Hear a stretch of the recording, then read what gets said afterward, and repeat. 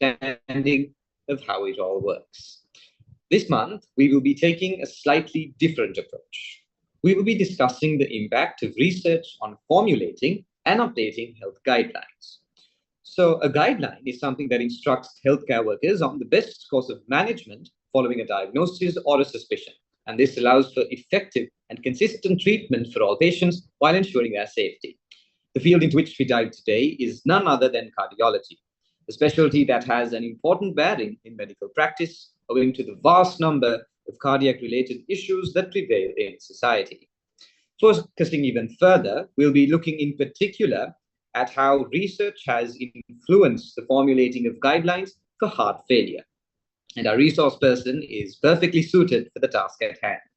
We have with us today Dr. Leonard Wanninayake, Senior Registrar in Cardiology at the National Hospital of Sri Lanka and a lecturer in pharmacology at the Faculty of Medicine, University of Colombo.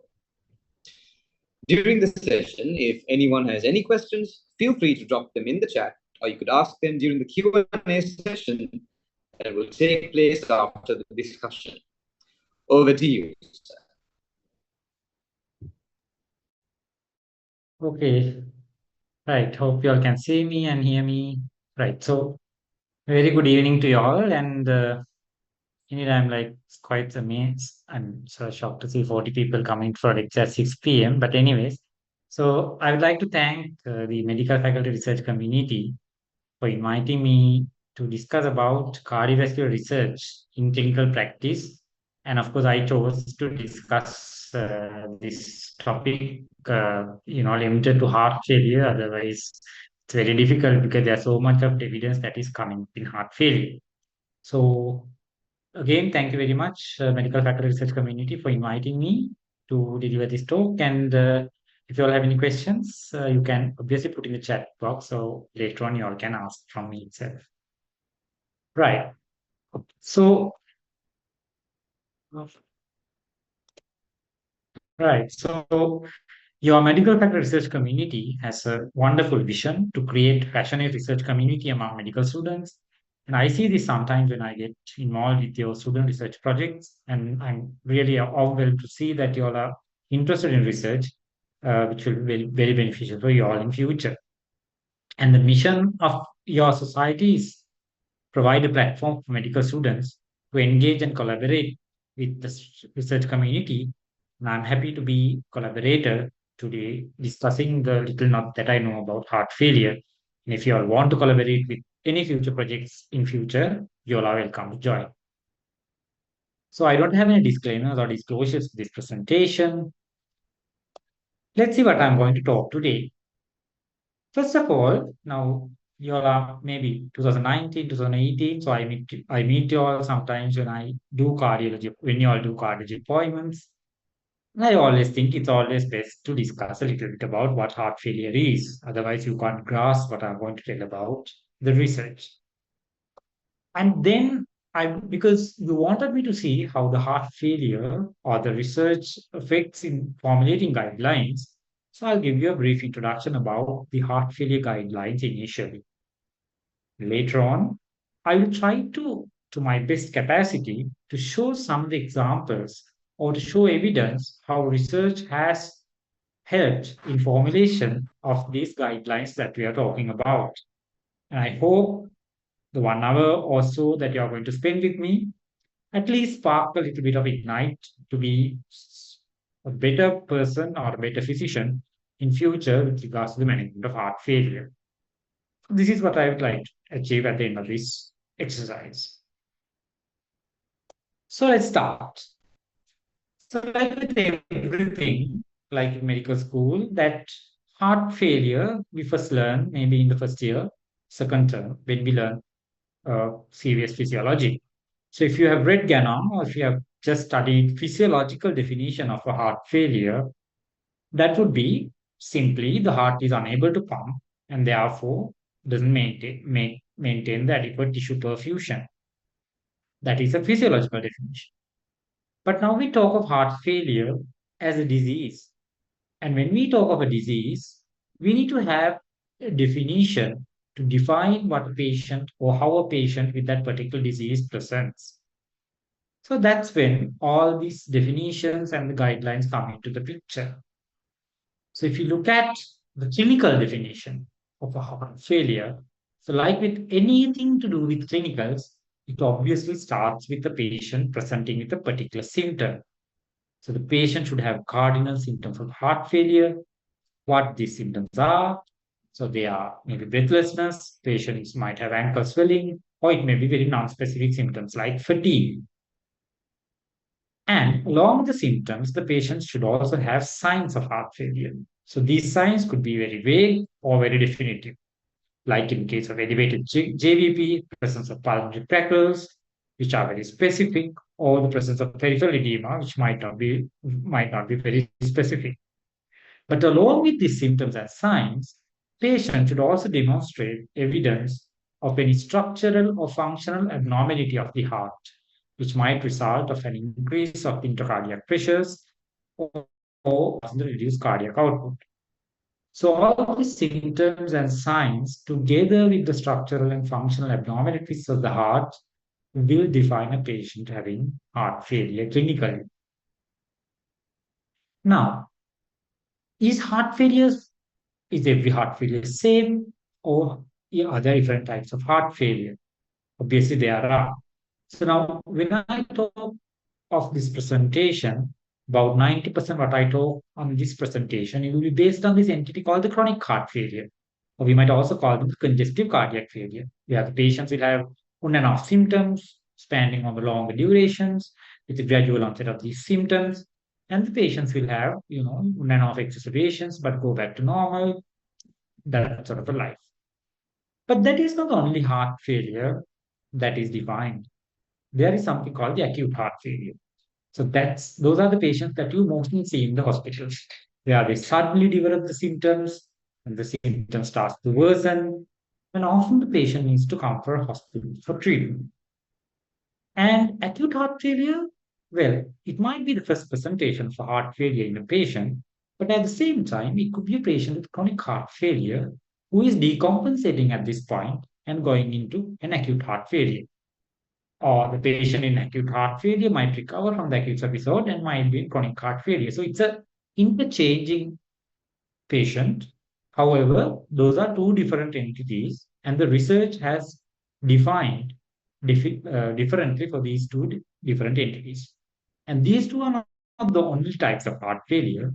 Other than this, there may be isolated right ventricular failure, which is another entity, which is rather uncommon. I will not be touched upon that during this presentation. So now the chronic heart failure or the congestive cardiac failure is the one that had been extensively studied in research.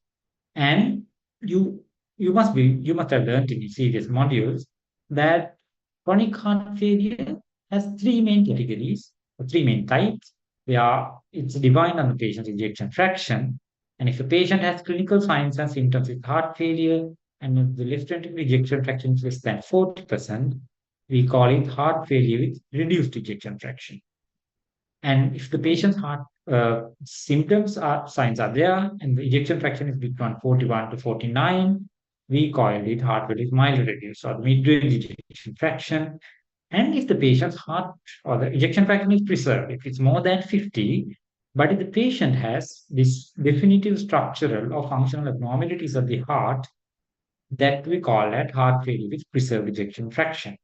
So why understanding all three categories are important, you will realize in the slides to come. So now you must be wondering, now this person is talking about heart failure at 6 o'clock. So now, yes, now you wanted me to talk about how the guidelines are being made based on the research that is being developed. So let's look at what a guideline is. Well, according to a guideline itself, the European Society of Cardiology guideline on heart failure, guideline, what does it do? It will collect all the available sort of evidence that is there, and then they will make a summary of all those summary of all those evidence and presents to the reviewer with some recommendations that these are what the panel that is compiling the guideline recommends of. guidelines themselves declare that they are not the ultimate treatment. So you as physician will have to sit in front of the patient and decide on what is best for a patient in front of you. And the guidelines are there only to guide you. So the ultimate choice of what you're going to give to patient will have a lot of other bearings rather than a guideline itself.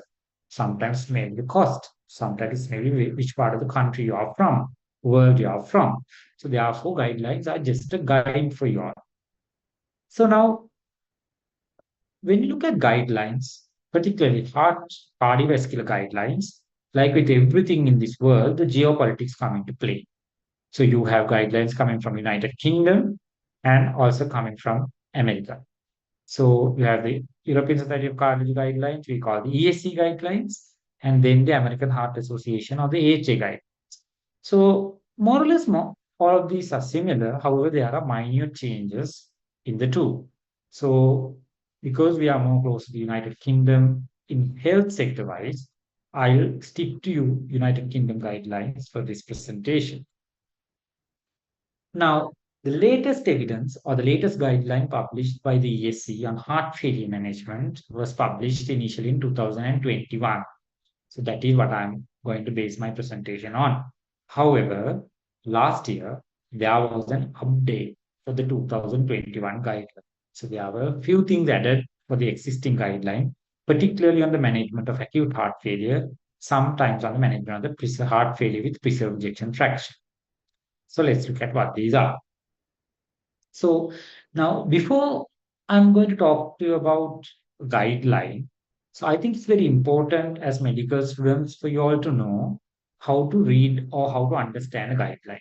Now, recently we had this pharmacology, interfaculty pharmacology quiz, and we based a question on what is level 3 recommendation of a guideline.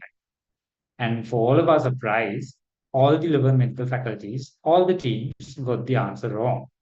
So which is quite glaring because that says you might not have a real understanding about how to read a guideline, but that is all right because you all are medical students, you are just learning. But once you become a doctor, just to have an understanding about reading guidelines becomes essential. So when you look at guidelines, they would make recommendations. How does the recommendations come? So guideline panel will have a set of experts of the particular field. So they will review all the literature that is there, and then there are the statements, and they'll consider about the agreement of these expert panel on these particular statements. So if all the experts agree, which means that there is good evidence for it, and it's been provided by multiple evidence factors. So then you can make a class 1 recommendation, which means that that particular treatment must be or like should be considered effective for that particular disease condition, which is class 1. And then there may be certain evidence which might show benefit, and that benefit evidence might not be very convincing.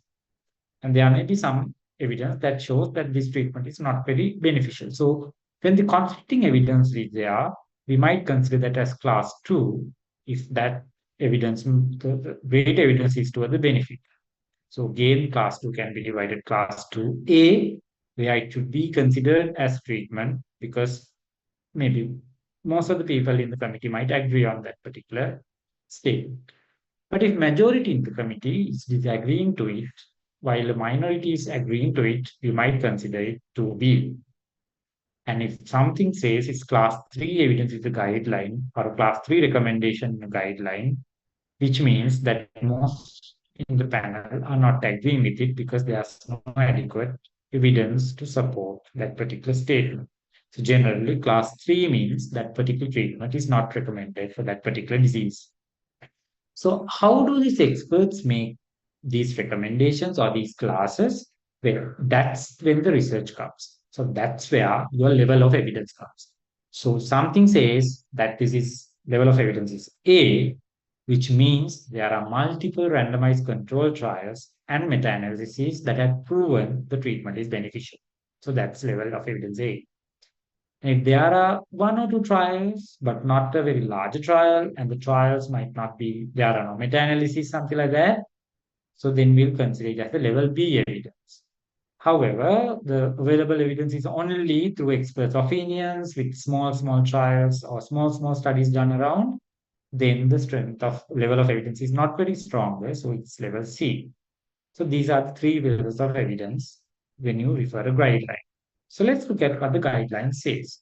So if you look at the ESC guideline, these are some of the recommendations made on the management of acute heart failure. So you can see in this slide, there are 4 things with class 1 recommendation, which means that particular treatment has to be considered as a treatment option. That is providing oxygen if the saturation is less than 90, intubation if the patient's worsening, use of loop diuretics. But remember, all these are class 1 evidence. However, the level C evidence, class 1 recommendations, but the level C evidence, which means there are no meta-analysis or randomized trials. Obviously, you can't do trials for these patients. You can't not give oxygen and you can't give a placebo to patients. And when a patient is having acute heart failure, you can't have a trial where you give fusimide to a group and you are giving a placebo to another group. So therefore, these ones comes as level C because you can't do a good trial on these patients. If you look at that, some of the treatment options, so they are 2A, the level of evidence is B. And if you look at this use of enoxaparin as a mode of preventing thromboembolism in a patient with acute heart failure, so that is recommended as a class 1 recommendation, and there are good trials showing evidence, so therefore it has a level of evidence of A. And if you remember your CBS module, you have a question or you have a tutorial that just describes the use of morphine or the opioids in the treatment of an heart failure. So this was the traditional thinking in the past that morphine has vasodilatory effect and all that, that would be beneficial in heart failure. However, the modern evidence suggests that it's not recommended. It's a class 3 recommendation with the evidence that is available at a level of C. So I just want you to highlight the fact that not always the class 1 recommendations are not always coming from the level A evidence, but that is a consensus among the experts, whereas the level of evidence will define how strong that the evidence that particular recommendation is based on. Right. So this was just to sensitize you all to how to read a guideline, how to understand what is said in a particular guideline or the guideline statement. Now let's look at the topic for our discussion today. So I will focus my discussion mainly on some key recommendations made in these guidelines with regards to the management of heart failure and how that particular guidelines have come about with evidence. And I will limit myself to discuss only the pharmacological management, where the interventional managements, the other options available for heart failure management other than pharmacological management might not be touched upon today. So let's look at this particular slide. So now these are the recommendations made by the ESC 2021 guideline for the management of heart failure with reduced ejection fraction. As you can clearly see, there are 4 groups of medicines which are having class 1 recommendation shown in green color. So those are angiotensin converting enzyme inhibitors, aldosterone receptor blockers and neprilysin inhibitors, beta blockers, mineralocorticoid receptor antagonists, dapagliflozin or empagliflozin, which are SGLT2 inhibitors, and the loop diuretics used for fluid retention. So all these are class 1 recommendations for the management of heart failure with reduced ejection fraction. And if you go beyond that, you will have all these device therapies for heart failure. And they can be class 1A or class 1 recommendations. But always remember that all these devices and other management options are only considered in patients once you have given all the goal-directed medical therapies or the pharmacological therapies for a patient. And when all the therapies are not effective enough, then you will consider other device therapies like the implantable cardiac defibrillators or the cardiac resynchronization therapy. So my focus today will be on discussing about these pharmacological agents. Now, this was about reduced ejection fraction, where the patient's ejection fraction is less than 40%. So, like, what happens when the patient's ejection fraction improves when it goes into the mid range? Well, then you can see the class 1 recommendation is only for two agents. That is for diuretics if the patient has evidence of fluid retention, and then the use of dapagliflozin and the empagliflozin. So all the other medicines that were class 1 in reduced ejection fraction, from ACE inhibitors, ARNIs, ARBs, spironolactone, or the beta blockers, all fall under class B recommendations, which means you can't really recommend them because there's no adequate evidence for them. What happens when the patient's ejection fraction improves further and when it goes more than 50%? Then again, therapies that we have are limited. Class 1 recommendation pharmacologically applies only for diuretics, for fluid retention, and dapagliflozin and empagliflozin. No other therapies are recommended because there's no evidence. So, do you see the difference of the different ejection fractions and how the treatment options are different in these ejection fractions because of the conflicting evidence that is coming from research? Now, let's look at how these recommendations have come about in our practice in the scientific world. So, if you look at several centuries back, initially people thought, well, heart fails. Well, let's give some diuretics, get the fluid out. Heart is not working enough, so let's just reduce the contraction, use digitalis, and then treat heart failure. But that people then changed their thoughts.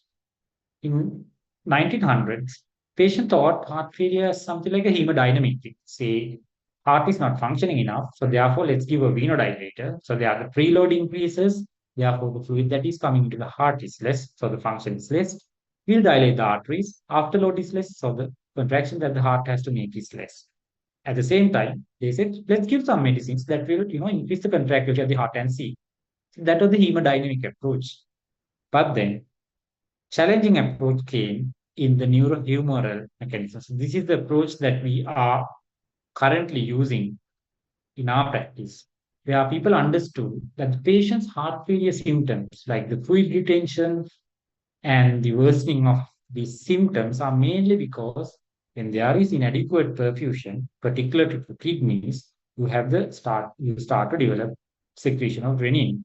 And when renin secretes, it will activate the renin angiotensin aldosterone pathway and producing angiotensin 2, and then aldosterone, which results in fluid retention and all the other adverse effects or adverse manifestations of heart failure. So people used to think that let's block all these pathway, renin, angiotensin, aldosterone pathway at different points, and then let's see whether it's effective. And that's where we are. So all the medicines that we use, ACE inhibitors, beta blockers, ARBs, aldosterones, and even SGLT2 inhibitors, use the manipulation of these neurohumoral systems in the management of heart failure. Well, with the start of 2000s, we went into the next phase of the heart failure therapies,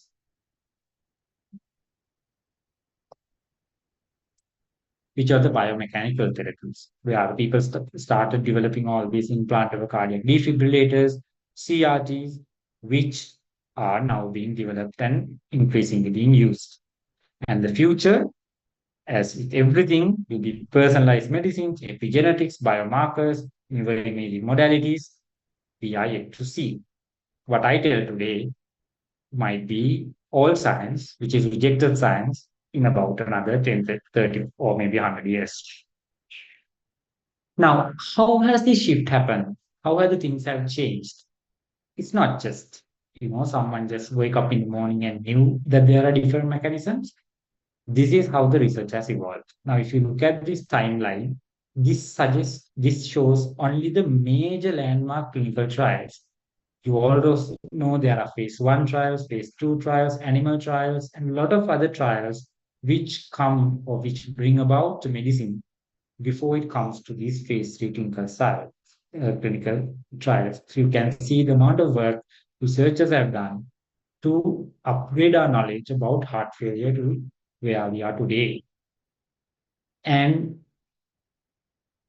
with this, so I'll focus from here onwards, not to talk about the very ancient science, because now we are with the neurohumoral model.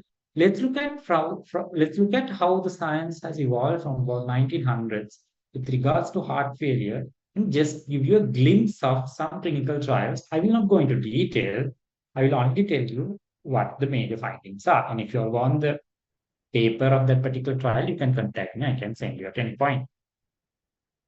Now, when these humoral mechanisms, when there are clinical features, people understood that there are these neurohumoral mechanisms, which is worsening the feature of heart failure. Let's start to block this. So, the renin-angiotensin-aldosterone system was what the people thought that is best to be blocked. So then angiotensin 2 was identified as a target, and then the angiotensin converting enzyme inhibitors were thought as a potential treatment option for the patients with heart failure. So the landmark trial we started was published in the New England Journal of Medicine in 1987, which is called the consensus trial. So in this trial, they provided enalapril compared with the placebo to patients with heart failure with a reduced ejection fraction. They had a very low ejection fraction. In fact, in this era, there was no categorization of heart failure based on these ejection fractions. So heart failure, it was just reduced ejection fraction altogether. So they did a small study of less than 300 patients and compared enalapril and placebo and just compared the cardiovascular mortality. Actually, in fact, the all-cause mortality of those patients, and identified that actually enalapril was showing the mortality benefit. However, the number of patients was smaller, and this was just heart failure specific. So therefore, they designed another trial, which is called the SOUL trial. Now, before I go into SOUL trial, if you can see the slides, I want to highlight the fact. Now, if you just now these are the characteristics of the placebo group as well as treatment group. If you look at the treatment these patients have been on in 1900s for heart failure, mainly they had been diuretics, cruisamide mainly, and then the use of digoxins or the digitalis and some sort of nitrates, isosorbide mononitrates. What we use for heart failure now, ACE inhibitors, beta blockers, none of these three, even SGLT2 inhibitors, none of them had been used in the treatment of heart failure in patients at the era, since very long ago, 1987 only. So you can see in this trial, they've shown a mortality benefits, all-cause mortality benefit with the use of NLP. And ignited by this new evidence that is coming up, proving the hypothesis, people designed a larger trial, which is a SOUL trial, which is again comparing the NLP to placebo with more focus on heart failure-related hospital admissions and the heart failure-related cardiovascular mobility. And the patient number was over 2,500. And like shown in consensus, the trial also showed that there was a mortality benefit and there was a benefit in reducing hospitalizations in patients with heart failure, particularly through ejection fraction in enalapril. So enalapril was an ACE inhibitor, and then people used to develop different other ACE inhibitors which have the same or better effects. So the TRACE trial compared the Trandolapril against a placebo, again over 6,000 patients, and showed there was mortality benefit and reduction of hospitalization. Then there was a big issue about the doses that are being used in these trials. Now, if you look at the doses that are being used in the trials, they're quite higher doses. And the TRACE trial, again, want to compare an ACE inhibitor or the lisinopril, compare the low and high doses of lisinopril, and then see whether the high doses have an additional benefit. And the trial showed that there was an increased reduction of hospitalization and all-cause mortality in the group which had a higher dose of lisinopril. So this highlights the fact it's very important when we manage patients that we try to achieve the research proven doses of ACE inhibitors and other modalities of treatment to give the benefit that is shown in the research. So that we have to keep in mind, because if you look at ACE inhibitors that are being used in heart failure, the doses we give, the doses that have been used in the guidelines are different. And now it was all about ACE inhibitors initially, And then when people used to use the ACE inhibitors, often they develop these side effects. The well-known side effect is the dry cough.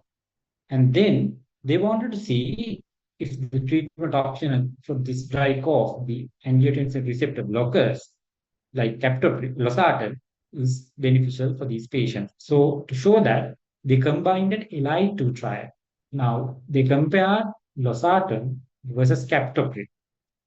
And now by this time you can't give a placebo because ACE inhibitors have already shown their benefit for these patients.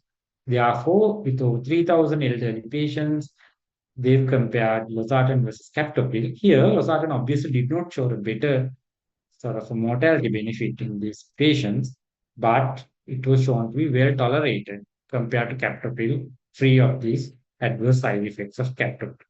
Therefore, since it's non-inferior to captopril, so losartan is also coming into the management of heart failure with reduced ejection fraction. So ACE inhibitors were identified, later came into the ARBs.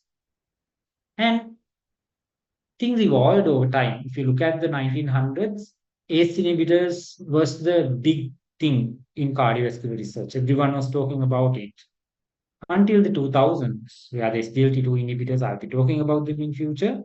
But at the same time, another agent came up. Now, if you look at the renin-angiotensin-aldosterone system, we already discussed, and this can be blocked with the ACE inhibitor or a ARB.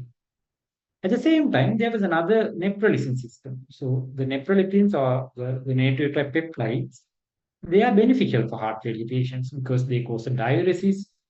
The ANP and the BNP, they cause diuresis that will get rid of the congestion. At the same time, they'll reduce the blood pressure, they'll bring down the sympathetic tone, reduce the aldosterone levels, prevent heart fibrosis. So neprilypins were beneficial. And in the body, there was something that is breaking down these BNPs, which is the neprilysin. So people identify the compound or the compound called the neprilysin inhibitor, which can go and block this agent, which is breaking down these BNPs and the ANPs. So therefore, you can increase the level of ANP, BNP, and you can you can get the benefit of these effects. Therefore, people developed a combination therapy with an aldosterone receptor antagonist. So um, aldosterone receptor antagonist with an angiotensin receptor antagonist with an neprilysin. So we call it ARNI, the combination with the combination of valsartan, the ARB part, and the neprilysin inhibitor, the sacubitril.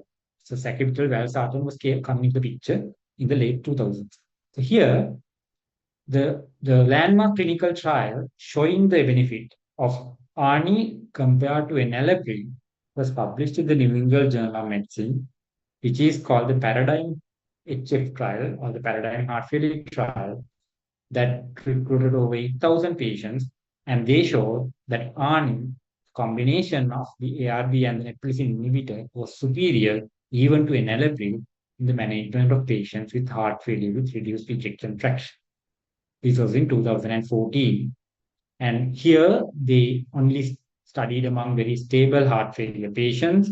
But later on, even the Pioneer study, which was recently published, has shown that even if you start ARNI at the early stages of a patient who is decompensated heart failure, that is showing the benefits. So the newer agent came through the RAS pathway. ACE inhibitors, ARBs, and more recently, we started the ARNI combination coming into the picture. And now ARNI is considered the best of all three. And all patients with heart failure with reduced ejection fraction at least needs to have one of the three in their prescriptions to get the benefit. ARNI being the best, but is costly and is not available in our setting free of charge. So this, when we look at now, say they find the renin-angiotensin system was blocked through angiotensin blockade, and then they looked at other agents that can be used. So now this is just the Paradigm HF trial that is showing the benefits. Now the LCS 696 is the agent, the sacubitril valsartan at the trial of the study time. You all can see in these charts that the mortality, cumulative cardiovascular causes, or the death from any cause, hospitalization of heart failure is much lower in the ARNI group compared to another period. That's why you see the red line below the blue line. So that was about the RAS system. And while these therapies went on, now when the people came in the 1980s, people were using digoxin and nitrate for treatment of heart failure. Did the people study them? Obviously, they did. So, they study in 1997, which is called the digoxin heart failure study, compared digoxin versus placebo in over 6,000 patients to see if there are any mortality benefits. That did not show any mortality benefits. That's when people used to decide that digoxin has no mortality benefit in patients with heart failure with reduced ejection fractions. There are debates among the scientists about these findings, as with always. However, current understanding, digoxin has no mortality benefit shown in a large randomized control trial up to date. And then when people saw that RAS system blockade worked, and people know that when the renin-angiotensin system activates, your sympathetic nervous system also gets activated. And if you can block that sympathetic nervous system by the use of any sympatholytic medicine, like in the case of a beta blocker, whether that's going to be beneficial.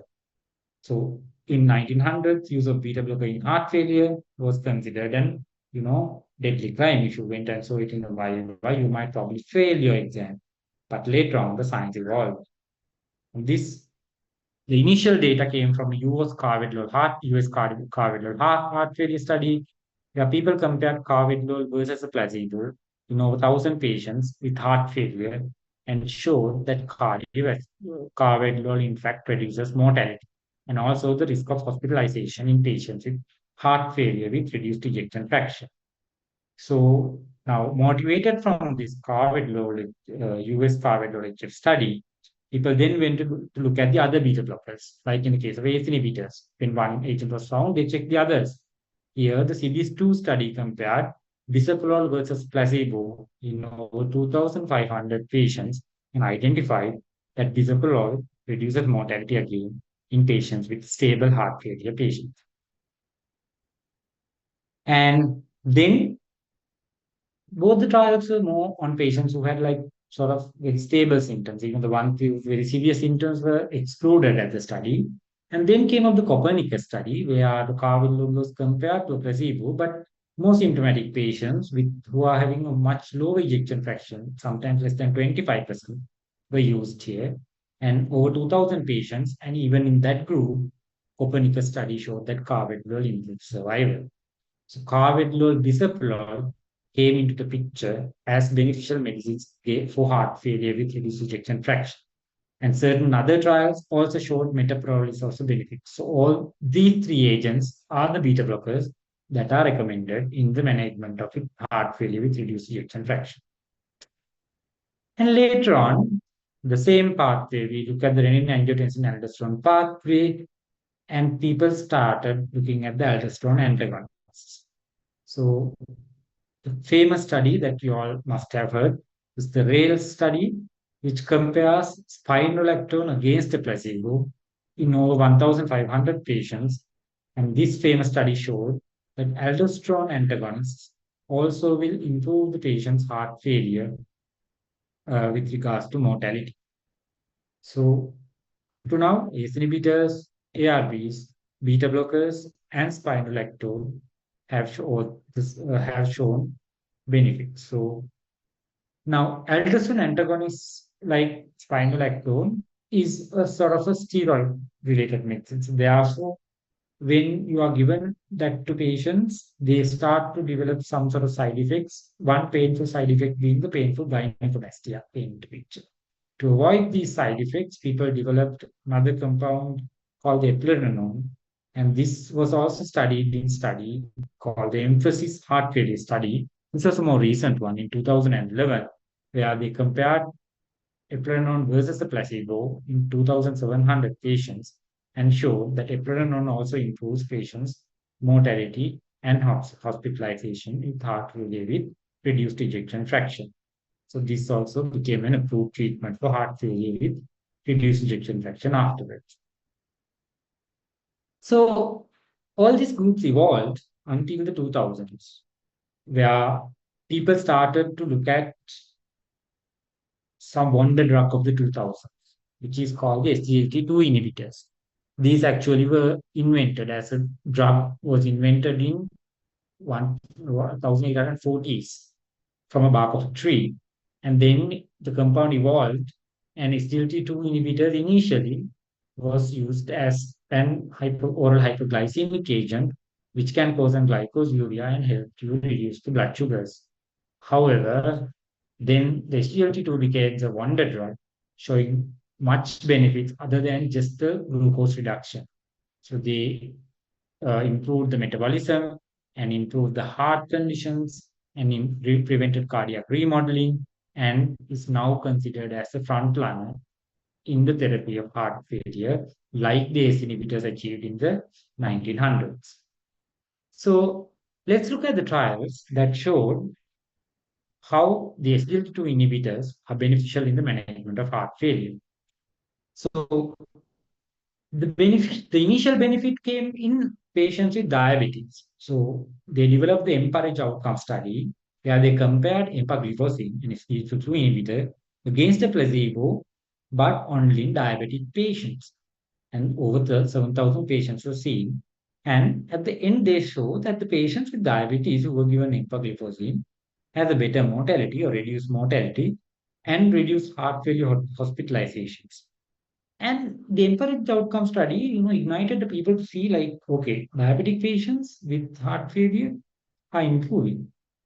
And so empagliflozin came into picture in the 2000s, and then the next stage, and now these charts just show you all empagliflozin runs below that of placebo. Therefore, the event rates are lower in empagliflozin.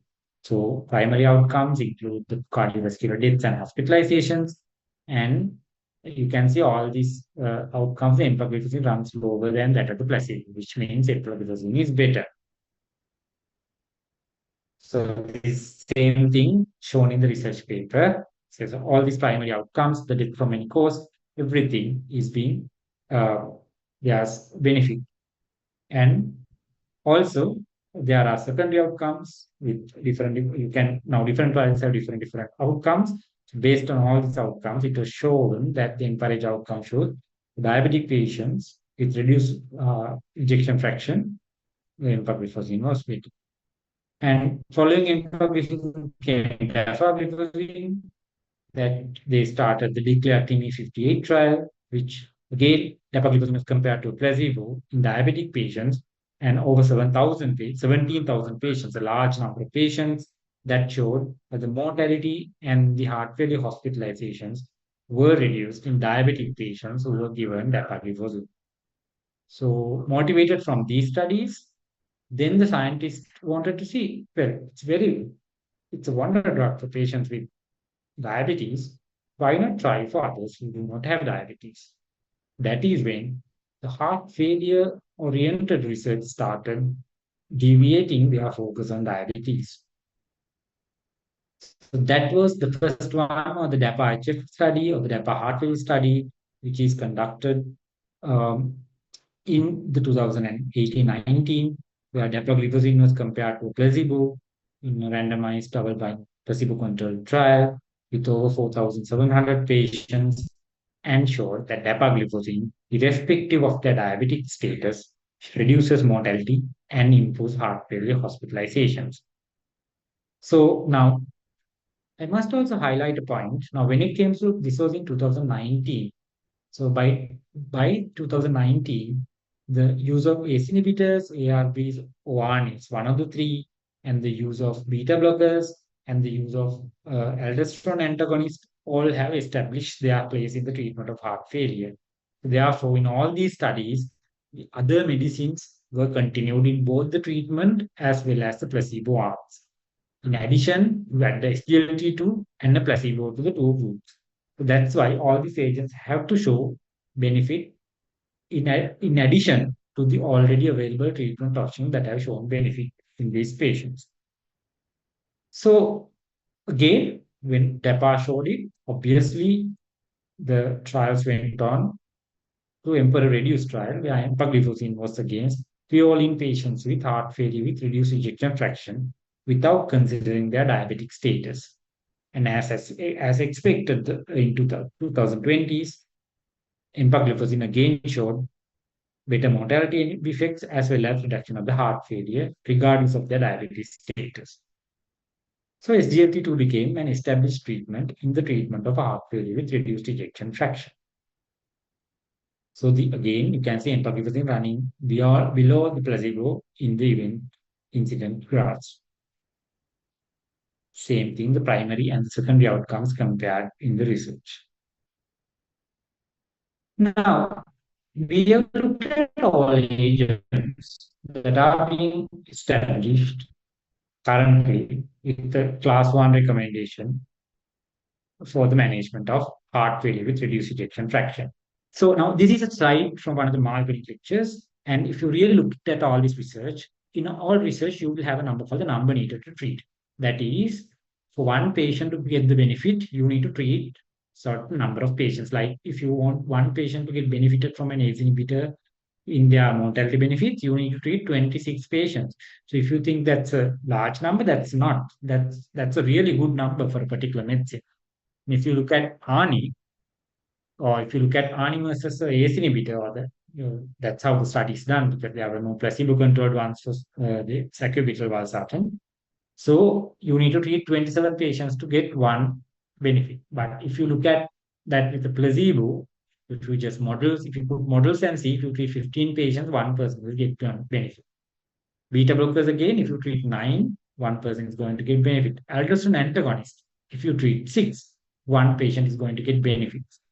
SGLT2 inhibitors, if you give 22, one person is going to get benefit. You can see these are very efficacious medicines that are being used in the management of heart failure. So if you do not give a patient, deserving patient, these medicines, that's in the sense of medical negligence. And in today's world, seems like a medical crime.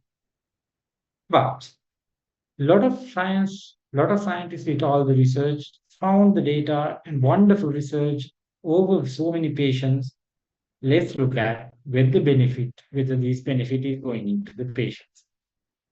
Now, the guideline again, we've discussed how the ARNIs, ACE inhibitors, beta blockers, aldosterone antagonists, SGLT2 inhibitors are beneficial. Of course, the diuretics, loop diuretics, for congestion, you can't compare in randomized trials. Obviously, if there is fluid overload, you have to relieve the congestion with diuretics. So all these have proven their benefit and confirmed their benefit. Now, as this research that has shown such wonderful research over so many centuries of time, with so much of effort from the scientists and maybe from the pharma industry, also sponsoring these studies, let's look at what the real world use of these patients' medicines are. So if you look at, there's a study of over just a cross-sectional study of over 700,000 patients, 70,000 patients from United States, mind you, this is not from the third world, with regards to the use of these groups of medicines in patients with heart failure with reduced ejection fraction. About 1/4 of these patients, none of these medicines are being prescribed. And at least one agent is there in only 20%. And at least 3 therapies are given only for 13% of patients, which shows that although the research is showing such wonderful benefits and the scientists keep on digging newer agents, identifying newer agents, actually the use of these medicines is not optimal around the world. If this is US like this, in Sri Lanka, we don't know, we might be better, but however, we have seen. So the same thing being shown in another study with a slightly smaller number of patients, but these patients are admitted to hospitals, which means doctors pay attention, review their medicines charts, and then look at the results. So only half of the population has seen at least 2 of these recommended 4 medicines. And beta blocker usage was quite satisfactory, over 90%. And in the main class that was described initially, an ACE inhibitor, ARB or an ANI was given only to two-thirds. That means one-third of the patients are denied of the benefit of that treatment. Spironolactone, a cheaper medicine that has a wonderful results, is given to only one-third of their patients, and the two-thirds of patients are not being given the treatment. So let's see. So same slide from the Mayo Clinic. If you look at the ACE inhibitors, in some studies, the prescription, the usage is about 80%, beta blockers only 57%, least being aldosterone antagonists. And even among the ones who are being given the medicines, look at the number that is within the target doses, which is showing in yellow color.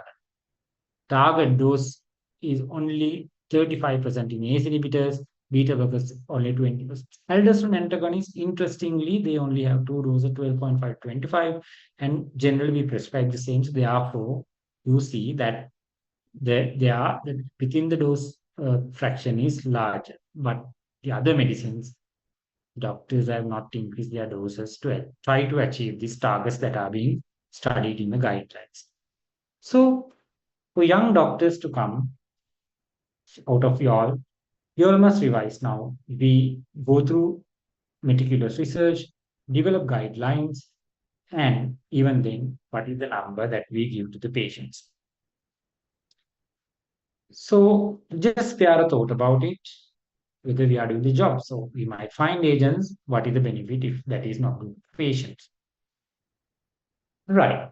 So that was the major part that I wanted to tell you all about the heart failure with reduced ejection fraction and how it affects how the guidelines are formed based on some of the major landmark studies. But my lecture or my talk here will not be complete if I not touch upon the other entries of heart failure, like the heart failure with preserved ejection fraction. Now, heart failure with preserved ejection fraction is quite a newer topic in the sense it came into the picture in the 1900s, where people start to look at a particular entity where the patients have a normal ejection fraction, but they have feature of heart failure. So this is a reduced ejection fraction, heart doesn't contract, so the heart stroke volume is not satisfactory. However, what happens in preserved ejection fraction is your heart is quite stiffer, therefore the heart doesn't feel enough during the diastole. As a result, when the heart contracts, they may be able to eject subsequent adequate amount of blood or the fraction from the uh, end diastolic volume. However, the end diastolic volume will be lower. So although the stroke volume, which is a ratio between end systolic to end diastolic volumes, remains normal, the patient's actual perfusion to the tissues become less. So this is what we call the heart failure with preserved ejection fraction. So there are a lot of conditions causing this. One major one being diabetes as well as hypertension. So because of the increasing prevalence of these diseases, heart failure with preserved ejection fraction is now on the rise and is being extensively studied. Like with the heart failure with reduced ejection fraction, this entity was also studied. So if you all remember the initial slides, the only class 1 recommendation were the diuretics as well as the SGLT2 inhibitors. Therefore, the evidence showing the benefit in the heart failure with preserved ejection fraction, the SGLT2 benefit came from the Emperor Preserved trial. Like the Emperor Reduced trial, the Emperor Preserved trial was done in patients with heart failure with preserved ejection fraction over 5 patients, and again showed that there is a mortality as well as hospitalization benefit in patients with heart failure with preserved ejection fraction. It's the Emperor Preserved trial. And then following empagliflozin, you will have dapagliflozin coming, which was shown in the DIP, which was recently published about a couple of years back. Over 6,000 patients, dapagliflozin also showed to reduce the mortality of the heart failure in these patients. Did they try the other agents like the ACE inhibitors, ARB? They did. So there were several trials. Perindopril was tested, that did not show a mortality benefit. Candesartan was tested, did not show a mortality benefit. Irbesartan is tested, only did not show a mortality benefit for these patients. And spironolactone was also checked in the famous TopCat trial. Over 3,000 patients again failed to show a mortality benefit or an improvement of hospitalizations in this trial. So the only benefit came from SGLT2 inhibitors. Therefore, they became a level 1 class 1 recommendation with good evidence. This is what has come into the guidelines. So lastly, to touch about this entity called the heart failure. So, well, I told you when a patient comes with acute heart failure, you can't do a lot of clinical trials because loop diuretics you have to always give because otherwise the patients are going to die. So therefore, the trials are limited, not as massive as that is therefore the stable congestive cardiac failure patients. You have some trials coming up. So these are much newer trials. So these are the newer ones that have come up in the update as well. So now people study in addition to a use of a loop diuretic, there is no competition of a loop diuretic. So they are the first choice. Now they are assessing other agents which we can incorporate into a patient with acute heart failure with resistant symptoms. What other therapies might help in releasing congestion, releasing the fluid that is overloaded in acute heart failure. So the positive trial evidence that is coming up, which are very new evidence. One is the ADVO trial, which was very recently published, that compares the use of intravenous acetazolamide, which is a carbonic anhydrase inhibitor, on top of your loop diuretic to relieve congestion, and it shows benefit with regards to relieving of the congestion. So these are not really mortality benefit. It's the patient to relieve congestion, thereby improve the symptoms. And ultimately might end up mortality as well because loop diuretics obviously must be helping mortality. Only thing we can't prove it in a larger clinical trial because you can't deny loop diuretics to a patient. So acetazolamide for the time being are beneficial in relieving the congestion. This is the study. So acetazolamide intravenous therapy, and now people are going into the newer trial, the PROTECT trial, very recently published. You give an oral dose of hydrochlorothiazide on top of your usimide doses, and then you look at the patient's congestion relief, and then this also shows benefit. And then the latest one is the use of empagliflozin in early heart failure, which is tested in the IMPASS trial, and then that is also showing benefit in relieving the congestion of the patients. And that is, you see early benefits at the 15 days, like it lasts for more than 3 months duration. These are some of the newer ones, the ADVO, the chlorotic, and the impulse are the newer ones that is coming towards this acute heart failure management. And that is also some area of interest for the scientists recently. Right. So with all this research, what I come to the end of my slides or my talk is that I want to give you all a few key messages. First thing, you see the knowledge of heart failure is evolving. Earlier, it was only heart failure with reduced ejection fraction, but now there are three entities in congestive cardiac failure, and the therapies are evolving between three entities, and the science that is coming up is overwhelming sometimes. Therefore, we need to make sure that we keep ourselves updated with the guidelines at least because they give a summary so that we can optimize, we can give the best therapy for the patients. But just because the science evolves and the new agents come up does not mean that we will be getting the patients will be getting the benefits because we as physicians must make sure that we give the benefit, the identified medicines to the patients, and we take extra time to correct their drug charts and to increase their doses, and then to come out of the physician's inertia, which is preventing patients from getting the mortality benefits that they are supposed to get. So ultimately, the responsibility of delivering the best therapy to the patient lies in the hands of you as well as the hands of me. So that's all I want to talk to you all about. So I don't know if I'm in a rushed lecture. I think I kept the time. So now you all can ask me any questions. If you all want anything clarified, anything you don't want to ask here, you can always email me. And yeah, so I've got some direct messages. I will see. So there's some saying that when you read guidelines, to which section from recommendation, class, and evidence level should we give more weight, especially in terms of class 1 and level D, class 4 and level D. Well, you must always consider about class 1 and level A recommendations. So if undergraduate level, we will not be uh, we will not be asking about minute factors. So I get undergraduate levels, you always stick to your class of recommendations rather than going for the level of evidence, because that's what there should be. So I think Priyanka sir, this is uh, okay. Priyanka sir is I asking sent you question and he my has sent me the question in message. the chat. I sent you my question in the chat, Leonard. Yeah. Right, sir. Okay. Sir.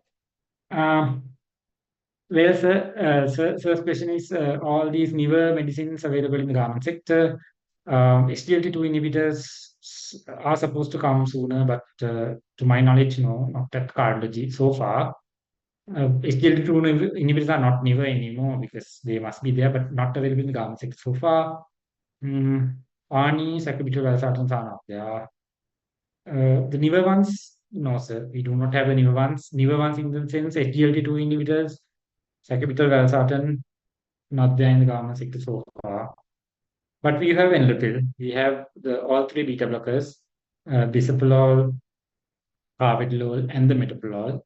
Metoprolol, no, sir, now it's not recommended in the management of heart failure. It was considered a cardioselective medicine before, but not anymore. Then there's question, research trials in the Sri Lankan populations. Well, if I apologize for my ignorance here because I'm not exactly sure whether there are subpopulations of Sri Lankan population in some of these large multi-center clinical trials. I'm not very sure about that, but uh, most likely because when all these multi-center trials happen, the South Asian population is also represented. So there are sometimes Sri Lankan cohorts or sometimes cohorts that are similar to Sri Lanka, like the Indian populations and the population here. So I can't offhand recall exactly what studied Sri Lankan patients. You can find out and come back to you, but they will be represented. If you look at there are smaller studies that have been done in Sri Lanka, but not to the level of a mortality benefit because the evidence that has come from all these trials with the number of patients is quite large, and a smaller study that we do in Sri Lanka might not make an impact in the scientific world for that particular the information that we have.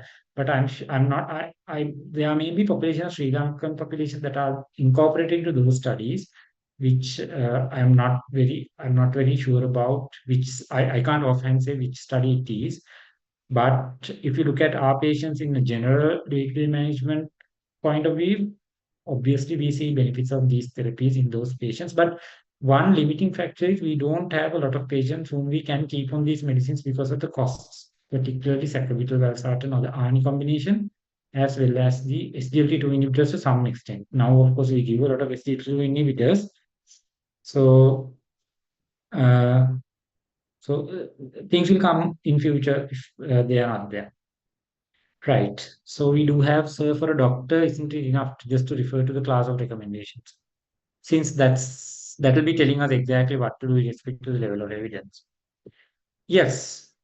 Well, that's what the guidelines are. Basically, they would give the evidence to some sort of group panel and then the experts, and they would agree on a particular statement. So then that is when the class of recommendations come. So that's the number one for, I would say, just a doctor to look at a guideline and say whether this is beneficial or not. You look at the class of recommendations, so that will most of the time do. But you might also remember that certain recommendations might come out of sort of just the experts agreeing on a particular. So therefore, uh, level of evidence is also sometimes important, because although the recommendations now say maybe the panel agrees on a particular thing, but might not have adequate evidence to prove that.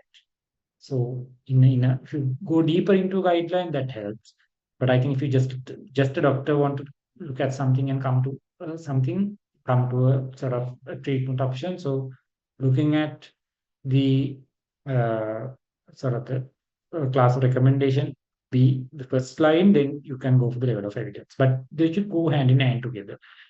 Because in our setup now, if you look at certain, so now say when you look at pharmacological research, that is beneficial. You see all these studies have been funded by pharma companies, and if you go through there are different companies that they were funded, and obviously they come with ulterior motives. So sometimes, so they might come, you might find recommendations, maybe not in repeated guideline, but maybe some recommendations they come up, but there's no level of evidence. If you look at all the pharma promotions, they would recommend this one, the medicine for this. It's not in a guideline, I'd say, but actually the level of evidence matters. So as a physician, you'd always weigh your class of recommendation with the level of evidence. So again, I'm getting questions, sir. We have seen patients with preserved ejection fraction or ACE or ARB in the wards. Is this bad practice as SGLT2 inhibitors have the best evidence? No, because I've told you during the lecture, because now when the SGLT2 inhibitors were studied in these studies, these patients are already on ACE inhibitors, beta blockers, and the mineralocorticoid receptor agonists. Because by the time these trials were decided, those were established treatments. So you can't do a trial without providing the patients with the current established treatment for a particular disease. So SGLT2 inhibitors have shown benefit on top of the other three classes. So therefore, patients must be on either ACE inhibitor, ARNI or ARB, one of the three, beta blocker, mineralocorticoid receptor antagonist, and then SGLT2 inhibitor. All four. Current recommendation is you have to start all four. I think I answered your questions.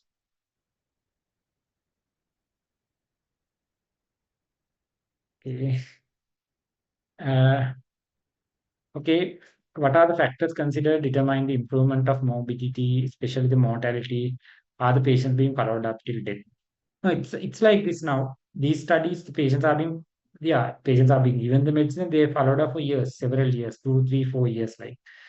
So then you look at the number of people who have died. So you look at all cause mortality, patients who died due to any cause. And sometimes you limit the study due to a cause due to cardiovascular mortality. And then you look at the number of hospital admissions of these patients. So there are different parameters that you will consider. So these are all followed up studies. So you give the medicine and you follow up for years, 1, 2, 3 years, several months, and then come up with the recommendations. Sir, for a practicing doctor, isn't it enough to better refer to guidelines, or is it necessary to stay up to date with latest research papers also? Well, I think, nowadays it's, if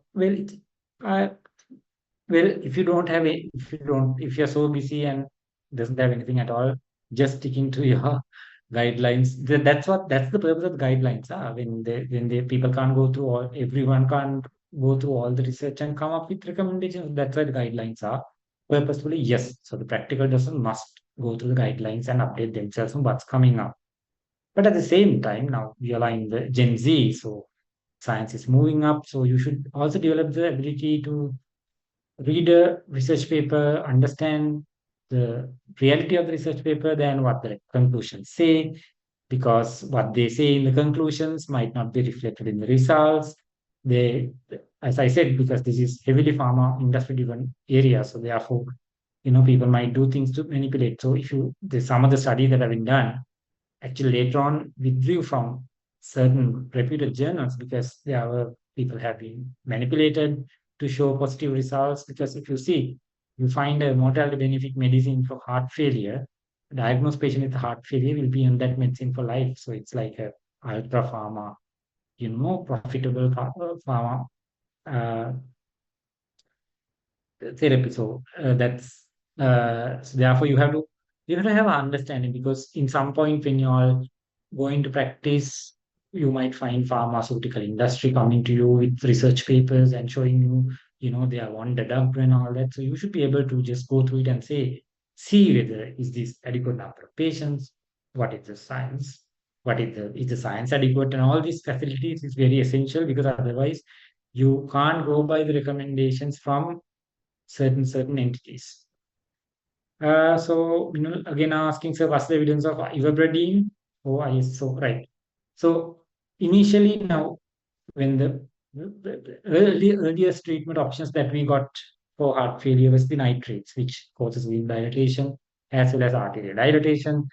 And there was actually one of the first medicines that shown mortality benefit for heart failure with reduced ejection fraction was this combination of isosulfide mononitrate or the dinitrate and the hydrolysine. So this has shown benefit. So particularly in the black population. So what the issue for this particular group is that it has shown benefit in limited population, and you can't physiologically explain as to why they are beneficial, because all the other medicines you can find a mechanism. So that's one of them. And the other thing, they are not commonly used at present. And so therefore, we don't have a lot of experience in the practice of those medicines. So obviously, if someone says this combination is beneficial or mortality benefit, obviously yes, but there are limitations. The studies are not very multi-centered or like multi-ethnic like that was with the other populations.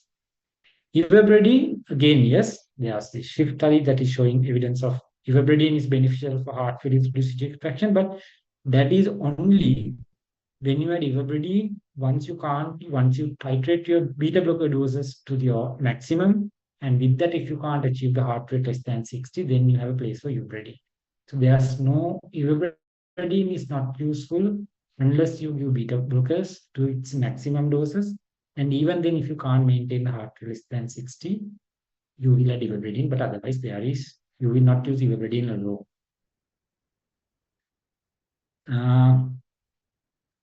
Okay, so yeah, so I think there are some budding cardiologists among the sort of the students, it seems.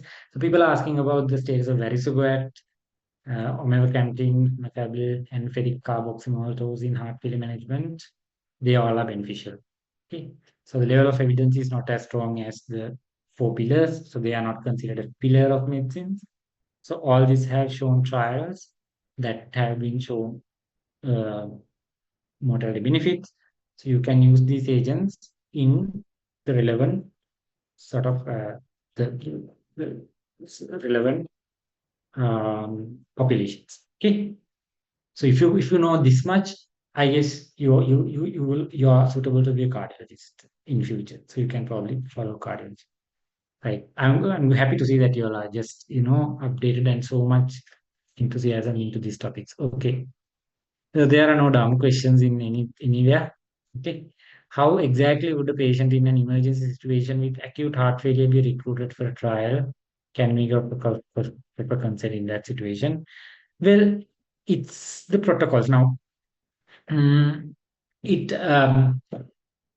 there are when you look at ethics review committees and what they look at, because now you have to remember, now if you don't do trials, you can't show beneficial evidence, right? So without trials, no beneficial evidence. But other way, like if the patient is bad, you have to give the optimal treatment. So that's why I've said. So here there may be sometimes a compromise in emergency patients. When you all do trials, you might not always be able to sign consent form and all that. So sometimes you do gamble between these agents and do studies, because if you look at some of the cardiac trials, there have been trials to compare angiography, the effect of an angiography versus a stenting versus not having it, right? So I'm not just deviating from heart failure, just to show you an example. So there had been certain trials where people were sent to the cath lab. So they were randomized to two groups. One group is getting an angiogram or a stenting. The other people is not getting a stenting. So you take to the cath lab, you puncture, you put the wires, you cross the lesion, and then you come out with the stenting. So one group gets the thing done, other group doesn't get the thing done, and then ultimately what they found out, whether it's stented or not stented, in chronic angina, there's no mortality benefit of the stenting. So it's only sort of a symptomatic benefit. So would we know that if we have not done that trial? No. But imagine the ethics review committee giving permission for a people to be pricked, put to a sort of tube into the heart via the coronaries and come back without doing anything. So it's crazy, if you go to one of our ethics committees, they will probably reject it. So in certain trials, when you want to, but look at the impact of it. So they have shown that stenting of chronic stable angina is no survival benefits, only symptomatic benefit. So that's significant because the placebo effect is so much.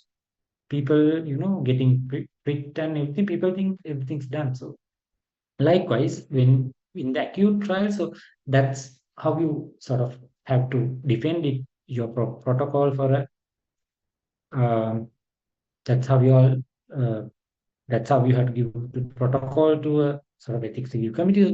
They would safeguard patients. Principle, they would not let the patient be harassed or patient to be harmed, but at the same time, to generate new knowledge, certain compromises sometimes are being done. So that has been shown in cardiovascular research, and I think anywhere that sort of research that compromise might be needed. Otherwise, we will not have strong evidence. I think I answered your question, and that's a very valid question. So Utkarsha has shown the feedback form. Okay, anyone wants to ask any question? So I'm so glad that there are 16 people remaining. My goodness. So many people, no? I don't know whether you are interested. I don't know whether it was too fast, but anyway, hope you all gathered something. Right. Okay. So do we have anything or can we wind up? What do you all say? Okay. What do you Okay, think? sir. In the absence of any further questions, we will wrap up today's discussion. So, if are there any other questions that anyone would like to ask? So it seems like everybody has gotten their questions in. So in which case, we'll call it a day. And a huge thank you to our resource person today, Dr. Leonard Wanninayake, for agreeing to lead this session, provide us with insight as to how research impacts health guidelines, and for his very interesting and informative discussion on the subject. And thank you to everyone for joining, and see you all again at the next meeting of the Journal Club. Have a pleasant day.